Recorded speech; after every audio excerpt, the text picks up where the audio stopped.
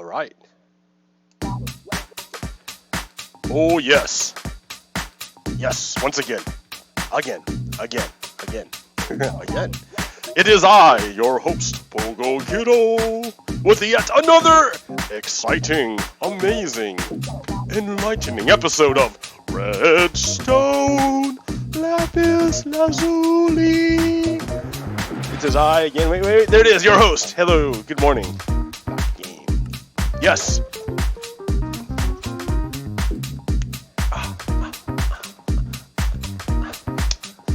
We got good stuff going on, right? Like, things are moving. I wouldn't say good stuff. I mean, I would say good stuff because, like, it's always good when justice is working out. But what I'm really talking about is that bad stuff is being revealed. So bad stuff, the horrible stuff that I've been like talking about forever, is starting to come out. And oh boy, is it ugly. Is it ugly? Oh my goodness, it's terrible. Before I get too far into the loop out of my head here, let me fill you in, like the changes. This is my base, but you see I've got carpet all of a sudden. Hey, check out this nifty carpet. It makes a big difference. I dig it. I really like this carpet. And then what else do we got? Then we got over here, you see I opened the space up. Forever I was complaining about how my sugarcane farm was always in the way. It's always in the way. Well, now it's not in the way. So I tore that down. And I tore down the rail because it was just in the way. It was just like, it kept me locked in this little tiny square. And I couldn't really expand anywhere else. I couldn't really go down there anymore. I couldn't go that way. Elevator. So what I did is, I didn't tear it down. I just shortened it, and then I changed it totally. So instead of a sugarcane farm, it's now a melon farm, and it's about half the size as it was before. So it does the same thing, right? Let me show you. Oh yeah, and by the way, check this out. A bunch of wool farm, maintenance, wool storage. Yeah, I got a bunch of wool. A whole bunch of wool. Beautiful, beautiful stacks of wool. How did this wool come about? Well, you see I made a quality of life change. I moved my door from way over here where it was really annoying. And I put it over here to where it belongs. So now it's just easy. Yay, I'm not tripping over this trench every time. I widened the walkway here so it matches the this deal here. In fact, I should probably even extend it all the way if I'm gonna be all fancy. But look over there. What? Well, look, there's no cows or animals over here anymore, and this is all glass. It used to be rocks and dirt, and now it's all glass. So what did I do? Check this out. Let's look at the map. Yes! Look on the map. This whole... Here's Unity Station. There's the farm. Here's the walkway that I just showed you. And here's where the animals used to be. But now there's suddenly the structure here. My goodness. A little rainbow thing. That's awesome. What are we talking about here? Let's go look at that.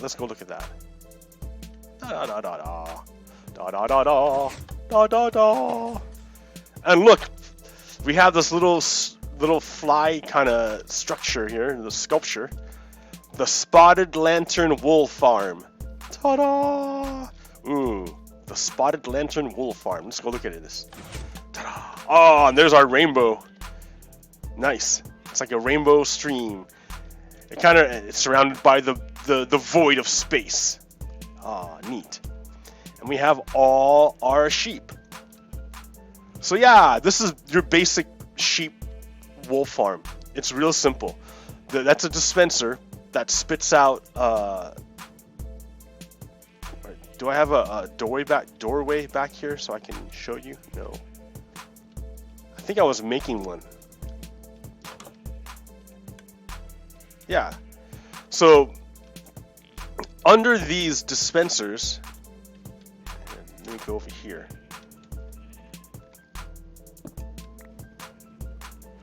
There's a observer, and the observer is looking at this block. This block is a dirt block, and it grows grass.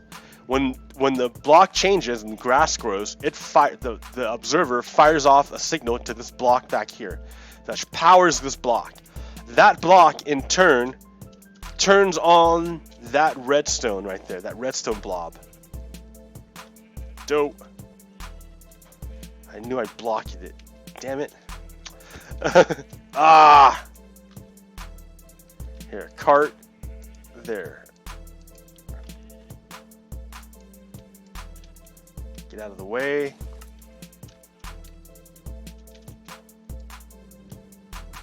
Okay. Because that block down there gets powered by the observer, you see right there, that redstone flashes on, is powered.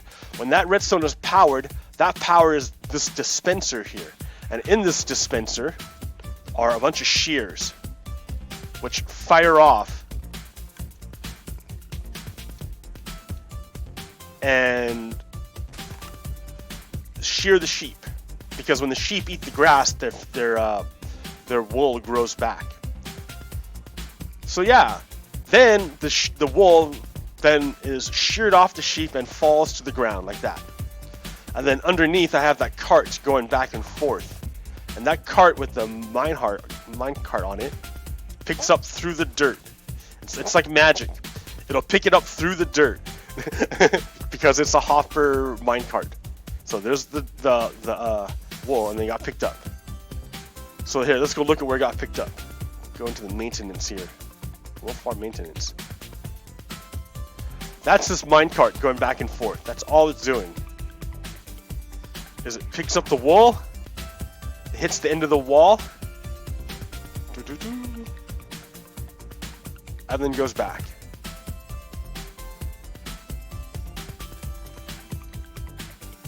And then here, hop in there, and it goes up to there, where it's a real simple, a very, very simple minecart or hopper system. I'm just dumping them into all of these boxes here. And that's how that works. And then now I have wool. Passively, I don't have to do anything, I just hang out. And then it picks up everything. So if you drop blocks on there, it'll pick that up too. So be careful. But yeah, and so because I have so much wool, I can now carpet and make my place look nice. Alright, so this is similar. That's a observer. Now when this stem, melon stem grows, it'll change direction to either that side or this side. And when it changes, it fires off the observer. The observer fires off a pulse to the redstone. The redstone fires and lights up, which powers all of these pistons here. So, and then the melon, whatever, gets crushed and becomes an item that falls on the dirt.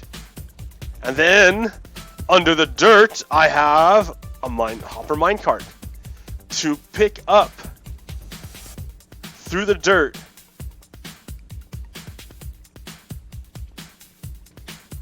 and deposit in this system here, where up there, where if it has anything in it, it'll stop, and if it doesn't have anything in it, it'll keep going. If it stops, it'll stop until it deposits all the things into the chest. So here, let's go look in the chest. And you see I passively collect melons and stuff like that. So it's pretty nice. Quality of life changes. Because of this little change here, I made a little quick access to the other side. So I don't have to always go around the long way like I used to have to do. All the way over here and then into the door that was here. Oh, that was so annoying. So yay! Yay! See what happens when I don't spend all my time making a billionaire's line? When I make my own house, it looks so much nicer. I put labels on my little furnace array here, so I know where everything goes. I've got stacks of bamboo, stacks of sugarcane. So the other issue, I've got wool coming in, stacks of wool, I got stacks of iron.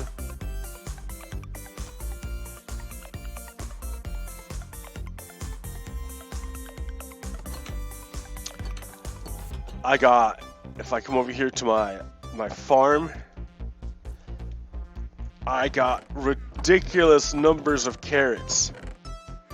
Carrots for days. I'm full up in my trading, on my library / trading post. I don't know. Those are farmers. Right, there's my gold farm. So I got full up on gold. I'm full up on everything. I am totally set. I have everything I can need. But there's a problem here. There's an issue.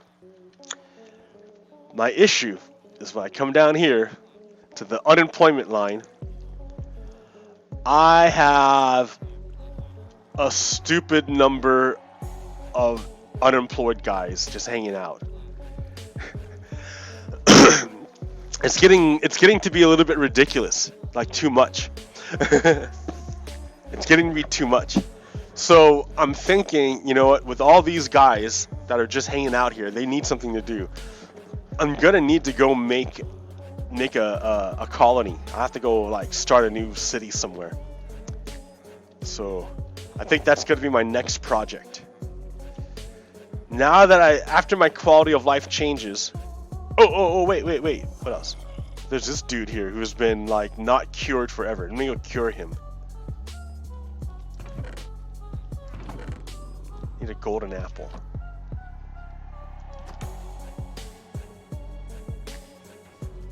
But yeah, I've got so many. Oh, I need a potion of weakness too. I've got so much resources and more than enough for me. So I need to make a new city, more than just the citadel. So I was wondering, should I make it over here, just over the ridge? And I'm like, nah, that's too close. It's too close to everything. Then I thought, wait a minute. I've got this iron base up here that I never use. Why don't I make this peninsula right here on the river, make this mine basically useful, and make a base here, make a mining base here, and just ship all the villagers to their new base, and then I can give them. I can make the base, and then I can make the workstation. I've already got a train line going in that direction. It's easy just to commandeer it for a second. I just dump off everybody in the middle of downtown and let them figure it out. I'll have beds and stuff, so they'll figure it out. Yeah, I think that's a good idea to transform Iron Base into an actual city, an iron town. I've got enough people now, so yeah. Because I am wealthy, right? I have more than I can possibly use. Like, look at this glass. I was smelting sand. That's why there's all this glass in there. Because I use a lot of glass. Yeah, I've got blue ice, packed ice, whatever. I've got records. I've got wool and carpet. I've got cobblestone for days. I've got iron and redstone. I've got andesite and bones and... Dude, I'm set. I'm set. I've got everything. Look at my stacks. I've got like 2 stacks of diamonds. Oh, there we go. I needed a golden apple. I need a potion of weakness. I think I have one over there. Otherwise, I have to ferment a spider eye.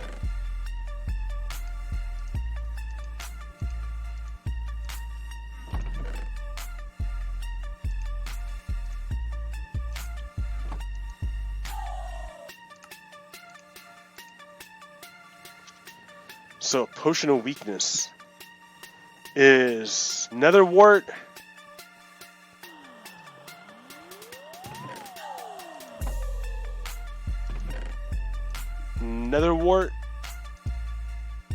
And fermented spider eye.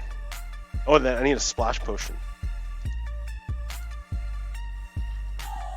Yes? Da. Alright. Nether wart. Okay. So, back to the real world while it's brewing. Donald Trump is getting impeached.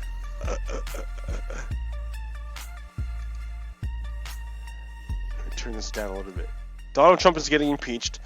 This morning, a second whistleblower came forth.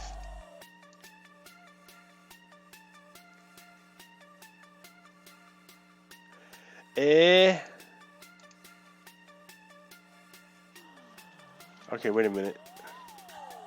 I need to look up the recipe here.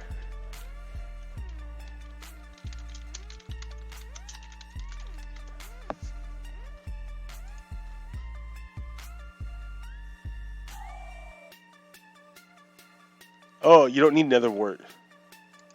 Ha ha ha. Well, here. Okay, so I did that. Oops. Here, let's make a potion of night vision.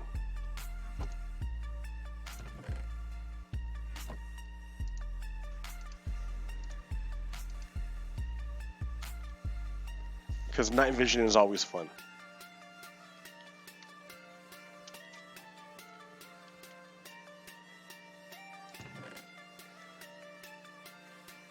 Water breathing.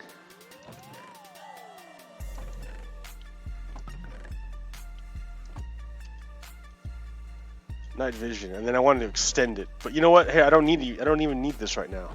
Here, get out. Get out.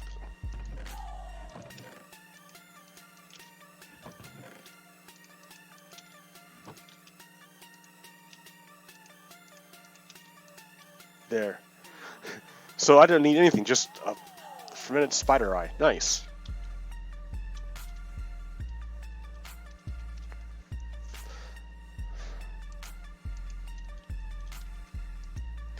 Donald Trump is getting impeached. Whistleblowers are coming out.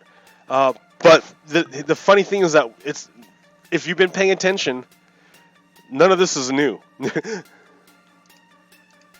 Like, you kind of know. I mean, I've known that this was going to happen. What I don't like. So the whole premise of my show was to try to get everyone else to understand the levels of horrible corruption with Donald Trump and now the Republican Party. I try to couch it in a larger perspective of this historical battle between the elite and then the people, and that I try to show, or I try to talk about how Marx was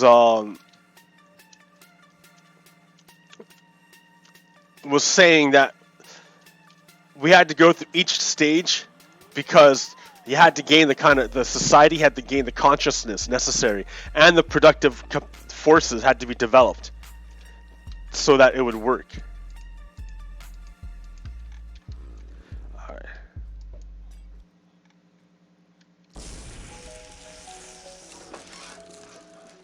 So, and I tried to show that humans are fundamentally equal, and we are all one. And oh man, I tried to show lots of stuff. I don't even know. I'm trying to get to it, but like now we're at the end. Okay. I'm getting too deep here, but now that we're at the point where everyone started to get on board, like, oh yeah, Donald Trump is a traitor. Yeah, of course. Now we're kind of in the same boat, right? I'm with y'all. Like, I don't really know what's gonna happen next. Like, I don't think Donald Trump is gonna willingly leave office. We're gonna have to demonstrate pretty big, like big time. The Ukrainian president today, or not today, a few days ago, signed a piece of paper saying that he gave up eastern Ukraine to Russia because he thought, all right, Donald Trump beat me. I can't get out of this. Donald Trump beat me.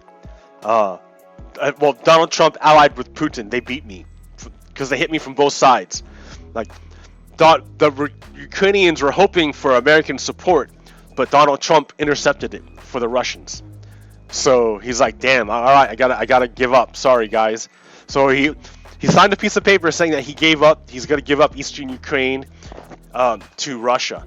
And the Ukrainian people are like, no, we don't want that. And so they're demonstrating big time. Huge demonstrations in Ukraine, in the capital, against giving up the Eastern Ukraine to Russia. The way they got the other puppets out was through huge demonstrations. So I think we're going to have to do something like that to get Donald Trump out. He's not going to leave office willingly. He knows the moment he leaves office, he's going to jail. He knows this. We have a piece of paper saying you're an unindicted felon. We're just waiting till you're... Robert Mueller said, yeah, when he's not president, then you can get him. So he has every incentive to not lose the presidency, to never ever give it up. He has every incentive. And so the only way to stop him from doing that is to check him with the other branches of government. The problem is, the one branch of government is one aspect of the government, the Senate, is controlled by the GOP, and the GOP has been complicit with the Russians in subverting our Constitution. They have been complicit because, remember, I call the GOP the Confederacy, the Neo-Confederates. They're the new incarnation of the Confederacy. And I know this because I can see from, you should know you shall know a tree by its fruits. What are the fruits of the GOP? Voter suppression, mass incarceration, racial inequality, racial disparities,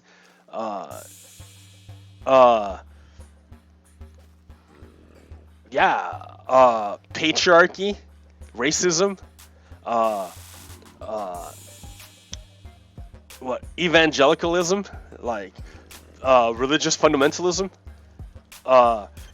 So if that's the fruits of the GOP, then they're the Confederacy. It's easy.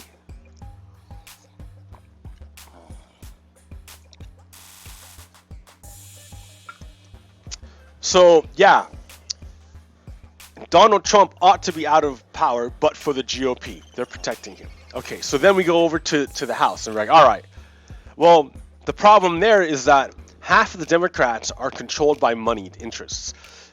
I hear conservatives talk about the elite, and I study the elite, so I'm like, okay. But when they say the elite, and they point to the Democrats, I think what they're pointing to is something like Nancy Pelosi. Because she didn't do anything. Donald Trump got away with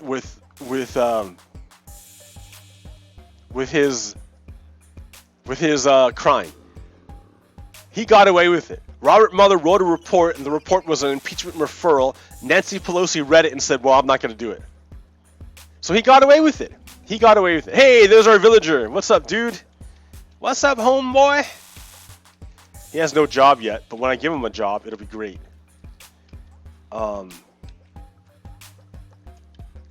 Yeah, because he likes me, right? We're buddies because I saved him.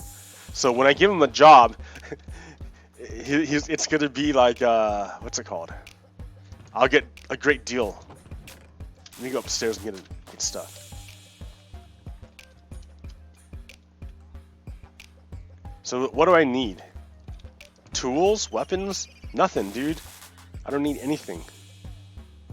So I'll just hold on to him until I can think about it. Like, what do I need this guy to be? But yeah, he's a cured villager now. I don't want to keep him locked up, but I gotta for the moment. Alright. Yeah, because Nancy Pelosi didn't do anything. It wasn't until Donald Trump committed the same crimes again. Like, he got away with it the first time, so he was just going to do it again. Which that's what he was doing. He was just doing it again. The same thing again. I can't believe it. It was so obvious. It was so obvious that Nancy Pelosi... Well, no. doing the same thing again, but he was targeting the Democratic elite, the corporate, the establishment, Democratic establishment elite. Because yeah, the establishment Democrats, those are the bad guys. Not the bad guys, but I don't think. Then, it wasn't until Joe Biden got targeted that Nancy Pelosi did anything. Because Nancy Pelosi is pretty hostile to the Squad. And I love the Squad. I think the Squad's great. I think that's the future of the Democratic Party. I think Nancy Pelosi knows that the Squad is the future of the Democratic Party, and she's not the future. And so she's hostile to it. Like Donald Trump, I mean, the Squad are the ones who pushed for impeachment first. You know, I can't believe it.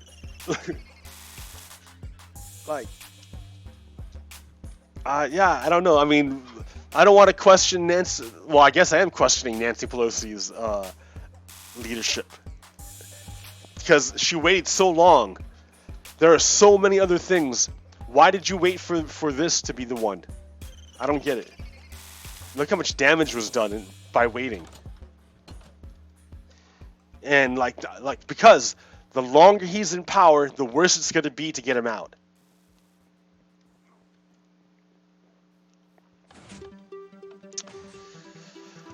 So that's what's going on. That's one thing going on. So the point of this podcast, this show, was to explain to everyone at home what's going on.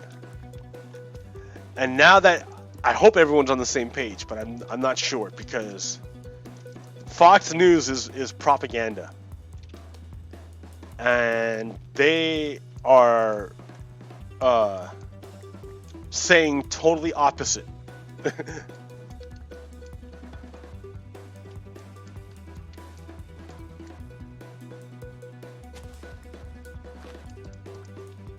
They're saying that it's a democratic crime going on. And I'm like, no, it's purely a GOP thing. I mean, if there are Democrats involved, sure, lock them up too. But so far, all I see are Republicans, and they're the only ones who are what's it called?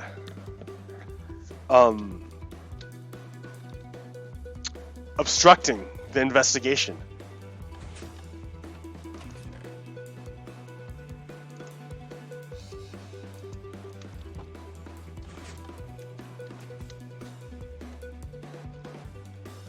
That's why I have scaffolding.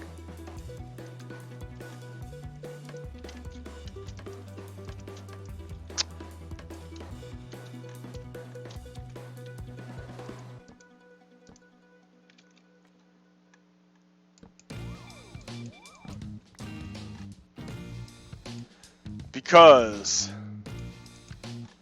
I'm hitting my head when I walk over there. When I walk.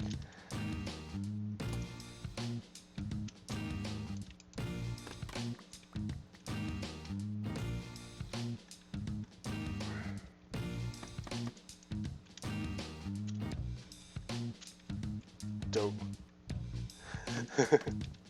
Minecraft, you see?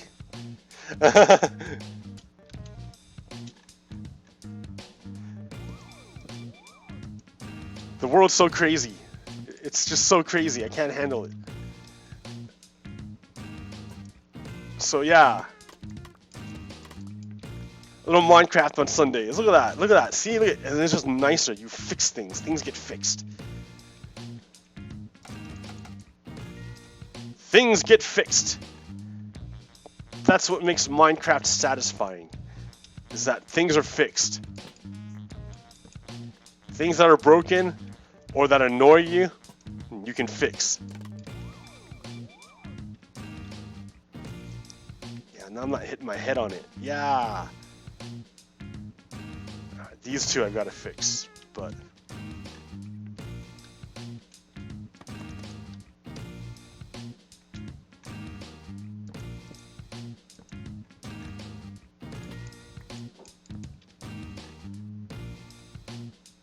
spot.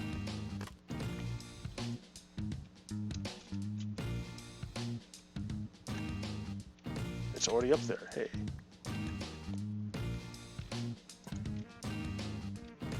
Nice. See, look at that. Oh, so much nicer to run down this thing. Yeah, much better. I dig it. I need another lamppost, in fact.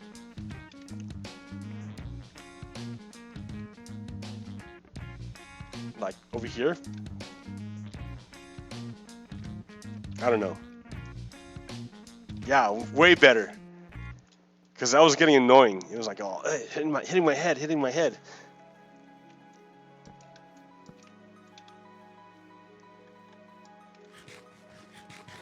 So yeah, Minecraft, satisfying because you can fix things.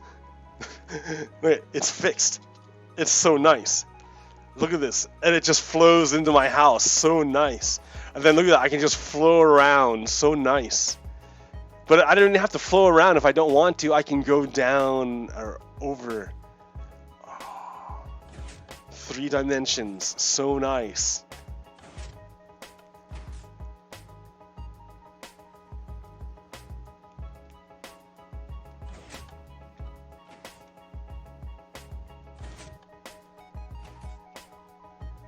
Then you go up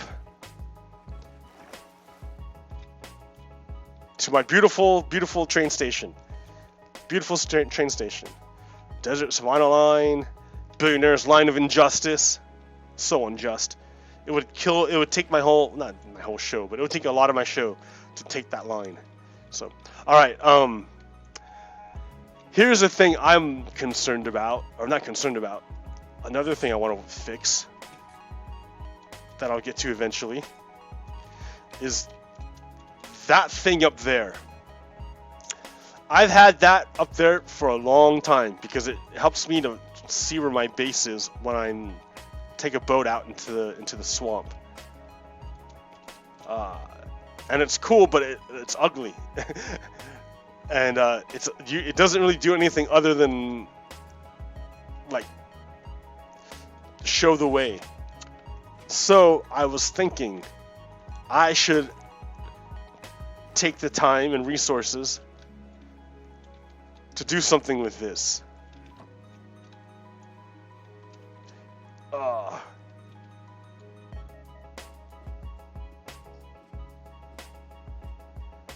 After all, it's one of the defining features of my base.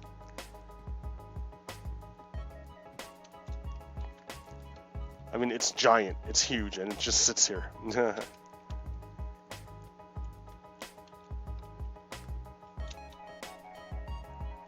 This is a big ridge.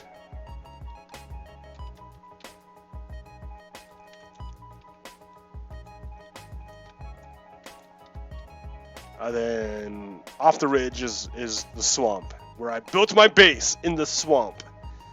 Nestled in the swamp. Ooh, this is all of that. Hey, that's a good view. I like this.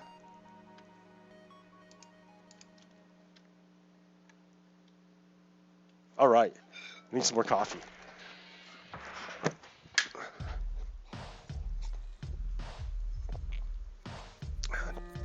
Dump that out.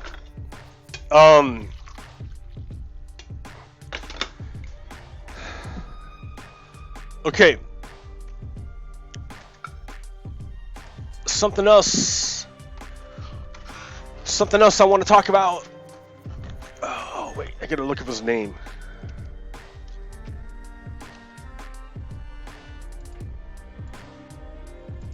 We're still streaming? Yes.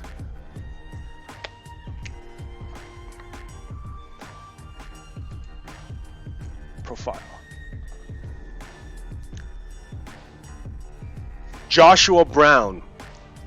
Joshua Brown was the neighbor of Botham Jean and the key witness in the case of a police officer who killed him in his own apartment.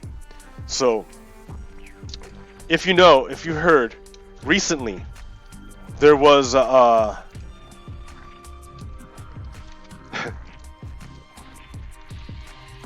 I haven't heard the details of all the details of the case, but from what I know, is a police officer, an off-duty police officer, walked into this guy's apartment. And this guy, Botham Jean, he was just chilling at home, eating ice cream on his couch. And in walks in this police officer into his apartment while he's sitting there.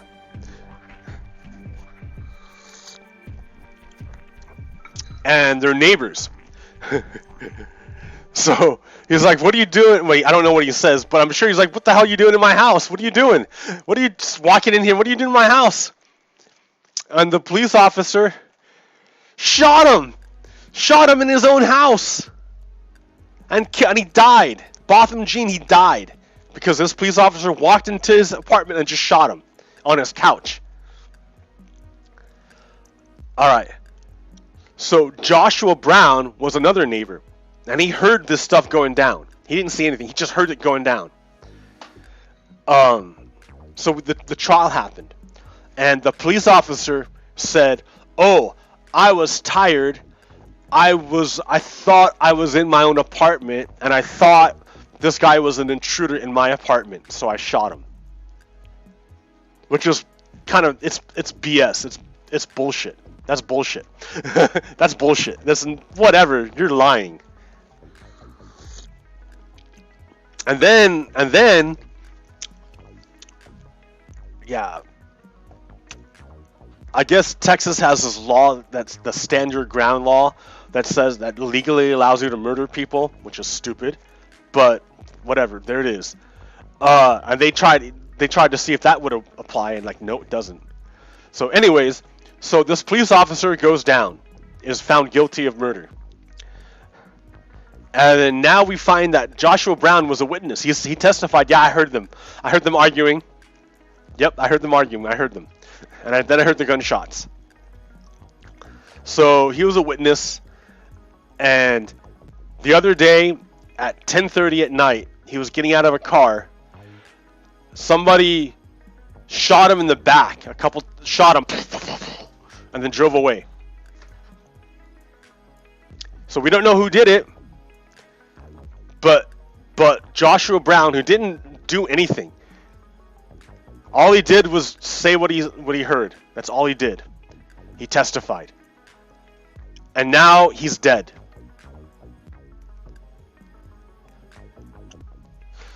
So okay, you might want to say, "Oh, that's just a one-off. That's just a weird thing. That's just one time. That's just coincidence." But then I remember Ferguson. In Ferguson, a lot of people in the community came forward and were activists, and they worked hard to try to improve the community and the plight of their fellow human. They worked hard, and they fought corruption. And like 3 or 4 of these activists, all these activists kept ending up dead. And they would say things like, "Oh, just random murder, or just random suicide." But yeah, when you testify against the police, it looks like bad things happen to you when you're a minority. Then that means the police are pretty corrupt.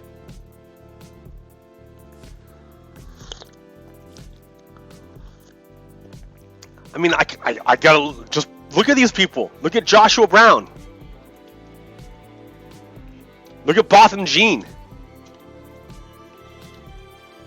I mean, why would this police officer think she could walk into some guy's apartment, and just murder him and get away with it? Why would she even think that? Unless she's been brought up in a culture that these transgressions go unpunished. That's why Trump is doing what he's doing all the time, because no one ever stopped him. That's why police keep killing people, because no one ever stops them. It's a culture of corruption, a culture of racism.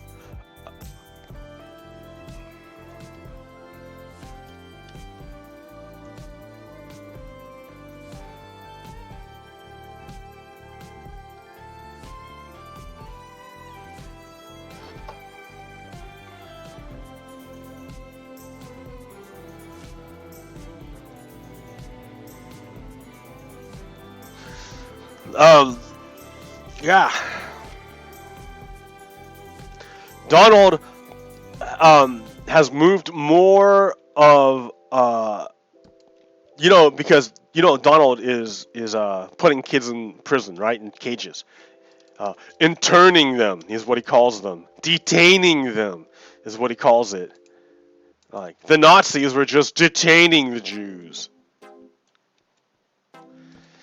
So Donald is doing this, and he got funding from Nancy Pelosi to help him do this. And Chuck Schumer. Don't forget Chuck Schumer. Chuck Schumer is just as bad as Nancy Pelosi.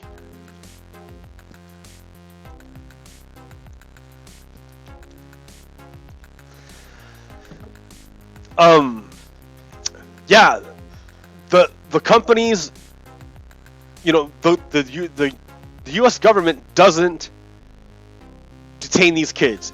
It will take these kids and separate them from their parents, but then it hands them off to a private company, and it contracts to this private company to handle all the logistics of actually housing the kids and whatnot. And the private company is going to cut corners wherever it can, because that's the nature of a private company. You try to do things as efficiently as possible. Now, it's not a dig at the private company. That's the nature of private companies. Try to do things as efficiently as possible. The problem is that there are some things you cannot do efficiently. You cannot do it efficiently. It can't be done. Not humanely, and you cannot do things both efficiently and humanely. One of those things is incarceration. Right. Another one of those things is healthcare. I mean, I guess you can do it more efficiently than other ways, but yeah, incarceration. When, like, you just can't cut corners. People are humans. You can't get around that. But as a corporation, you're going to try to. And prisoners are uniquely vulnerable, because no one's going to listen to them otherwise. I mean, they're prisoners. They're convicted of a crime. So why would anyone listen to them? Why would anyone believe them? Why would anyone care what happens to them? Man, but they're us. Because it's so easy to become a prisoner, become tangled up in the criminal justice system by accident even. And when it gets you, it just like murders you. It just sucks the life out of you. I'm telling you, the dark crystal. It's like it just sucks the life out of you, so that the institution can live off of your misery.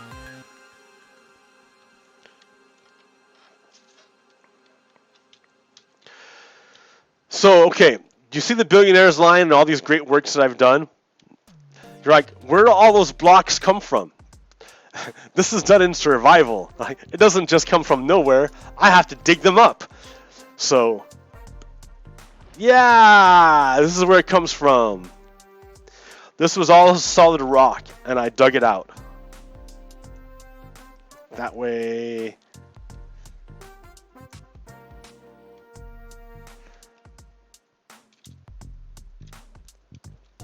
Yep, all of this was pretty solid rock, and I just had mines going everywhere.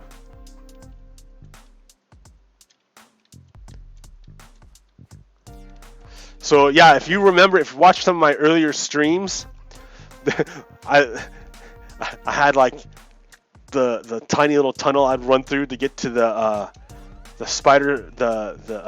skeleton spawner, and now it's its own little room.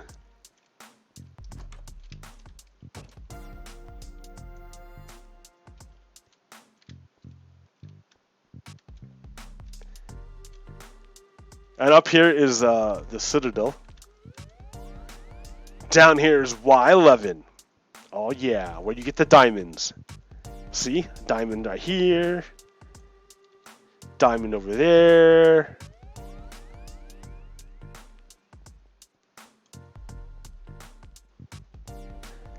Diamonds over there. And of course, all these blocks, I have to save them and use them for other stuff.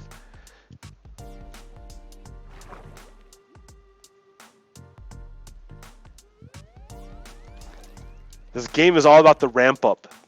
Once you get ramped up, because the beginning is really, really slow. I'm digging with stone tools, and like, yeah, and eating like bread in the very beginning. And then now I've got massive machines and train stations to travel thousands of miles of blocks. I mean, I have another network, another station network.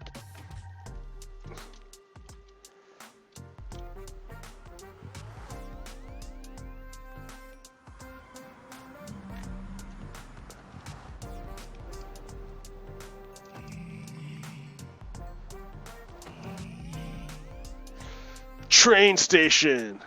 The Billionaire's line of injustice! So far away. I don't want to go there.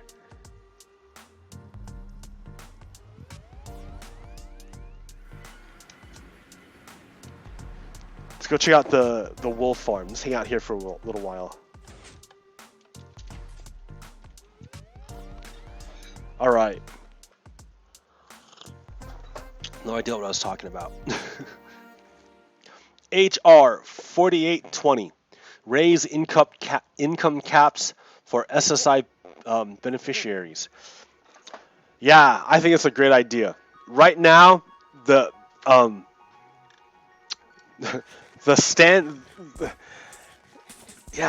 people in poverty, people who are poor who can't work, we make them miserable. We make them go through the lamest contortions. They have to contort themselves in order to fit a certain profile to not lose their benefits. And it's awful. It's so bad. And then you have to jump through hoops to get your like a different thing for your food stamps, then a different benefit for your housing, then a different benefit for your medical care, then a different benefit for your SSI check, whatever. Then a different, like, it's such bureaucracy, right?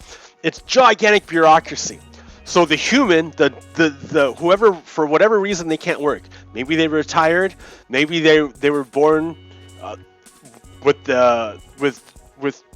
problems that made so that they just not able to work. Whatever reason they can't, maybe they got sick, maybe they got hurt. Whatever reason they can't work, they can't, like, they're impoverished. And the state imposes these stupid standards, these dumb standards that say if you make above this amount of money, which is a stupidly low amount of money, if you get a hair above this amount of money, you lose all your benefits. And it takes a bunch of work to get on these benefits. So you lose all that work. So in other words, you can never do anything ever to try to better your situation, ever. Because if you make your situation too much better, you lose all your support and then you'll be miserable again. Because you can't support yourself. You can't do it. You can supplement your existence, like your stoic existence. You can supplement it, but with the way the standards are set, if you supplement it too much, they'll just kick it out from underneath you and you just fall over. It's awful. It's awful. Like, oh my God. That's why Andrew Yang's idea of universal basic income is so attractive, because you can just cut away so much bureaucracy if you rolled a bunch of those benefits into just one cash payment, where you don't have to apply for food stamps, then apply for housing, then apply for something else. I mean, you can still have those programs, for sure, you can still have them, but they'll be a lot less burdened, I think. You'll have a lot less burdened on them when people just get straight cash. Because people can handle stuff. It's the whole reason why there's the efficiencies of the market. The market will force you to be efficient. Yeah.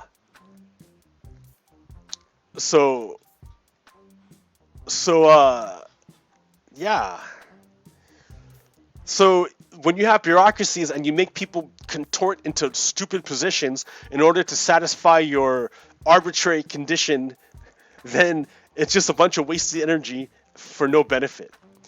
And it's very attractive to just cut away all those all that bureaucracy and just give straight money and straight cash.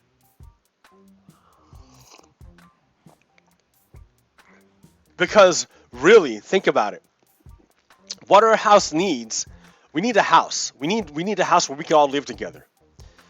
And we don't have really that house right now. We have a camp. We have a bunch of different camps all mixed around. But what we need is a house where we can all live together. So what does that mean? What do you need for a house? Well, first of all, for your house, you got to have a roof. If you don't have a roof, then you don't have shelter. So the thing is that, number one, you need a roof. The other thing you need is a floor, right? Because the bare ground is no good to sleep on or to use. You want a floor. So you need two things. You need a roof and you need a floor. All right. In our American house, the way we can put this roof is through a wealth tax. Remember when I was telling you about the levels of inequality in our country? We have stupid amounts of inequality. I don't want to pull up that chart again. But basically, 99% of people, if you count each of these blocks as $100,000, this is $1 million. 99% of people have like this amount or less. 1, 2, 3, 4. I'll say, yeah, 4. I don't even go up to 5. 99% of people in America have 5 blocks or less. But then you have a few people who are billionaires whose lines are so long that like it would take me too long to get to the end of it. These are the people we need to tax, and we're not taxing them. When I say roof, this is what I'm talking about. We shouldn't be having people who are billionaires. We need a roof that if you get above this amount, you start getting taxed big time. Big time. To keep you down around everyone else, so you don't shoot out super far away. And with the money we get from keeping people from spiraling off into the distance, what we do is we build a floor. We make sure that nobody falls below this brick. Everyone's at least on a brick. We never let anyone below a brick. That's what I talk about a floor. And a universal basic income is a start to that floor. I think it's a good idea. I'm in favor of a universal basic income. You take from the very, very, very richest, the billionaires, and you shove it all the way back down to the bottom. So we have these candidates. We have a couple candidates, right? We have who I'm really, really happy about. I really like Elizabeth Warren, and I really like Bernie Sanders. I like Bernie Sanders more than I like Elizabeth Warren because his policies are more transformational. That's what we need right now. We cannot go back to the old way. We need hardcore transformation. Like the world demands it. Climate change demands utter transformation, and Bernie is pushing for that.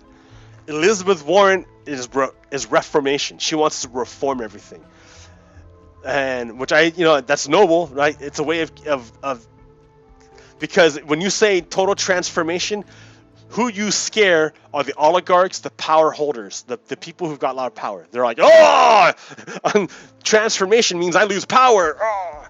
Reformation is a little more palatable to the elites who have the power and wealth. They're like, you'll lose stuff, but not as much. They're like, well, that's your choices, elites. It's either lose everything or lose some of it, most of it. That's your choices. Because Donald Trump represents the alternative, and that's unsustainable.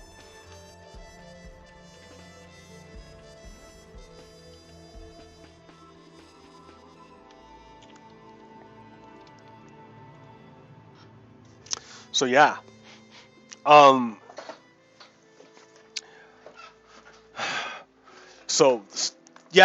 Civil War. The only people talking about Civil War are Confederates and Russian operatives. Honestly, Civil War is awful. and it will be awful for our country. It will not be nice and neat like it was in the old Civil War, the first Civil War, with battle lines and fronts and stuff. It will be like Syria. It will be like Iraq. It will be awful. Like, you don't want it. And again, Americans, no, we don't want it. No, no American wants it. The only ones pushing for civil war are Confederates and Russians. Because Russia, for sure, not the Russian people, but the Russian oligarchs, Putin, Putin for sure wants a civil war. Yes, because a civil war will greatly wound America. So Putin wants this to happen, yes. Confederates want a civil war because they didn't get their asses kicked hard enough from the last time. Honestly, really. Like, the Reconstruction, Civil War Reconstruction was awful. It didn't work at all. It was awful. It preserved the Confederacy, the power structure, the ideology that persists today and is threatening our country today. That's what they are. So yeah, it didn't work out. So they're back. I mean, the Confederates have a freaking national park, Stone Mountain, their own freaking like traitor monument. It's awful. Of course it's real. Of course it's there. Like, the only ones who deny it are Confederates. Oh, no, we're not really here. Like, the greatest trick the devil ever played was to convince people he didn't exist.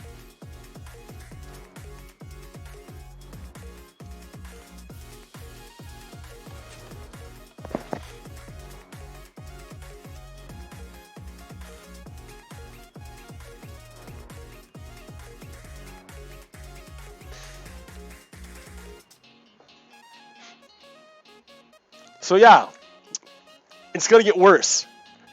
The more corruption comes out, the more whistleblowers come out, the more Donald's gonna panic, and when he panics, he does bad, dumb things. But we're a strong country. Donald's not gonna end us. There's no way. There's way too many of us. We're held together by way too many bonds. Way too many things hold us together, and I don't want to let go of you guys. You guys are awesome. For real, dude. America, you're great. I was thinking about this. I was like, man, yeah, you've done some crappy stuff. That's your original sin. So, but you've done a lot of great things, and you've provided a model and a dream for a lot of people. So you're ugly, you got warts for sure, but I'm you. You're me. So work with what you got. Yeah. All right, America. We're going through crazy times, but hold together, hang together, man. We're gonna make it. Our spaceship. We are a spaceship. We are barreling through space and time, and moving forward together. And we just gotta hold together. And as we're barreling through space and time, flying forward, as we're flying forward, we're transforming. We're morphing as we're flying. And yeah, keep going. We'll make it. We'll make it for sure. All right, America. Peace out. PoGokeRo. Until next time.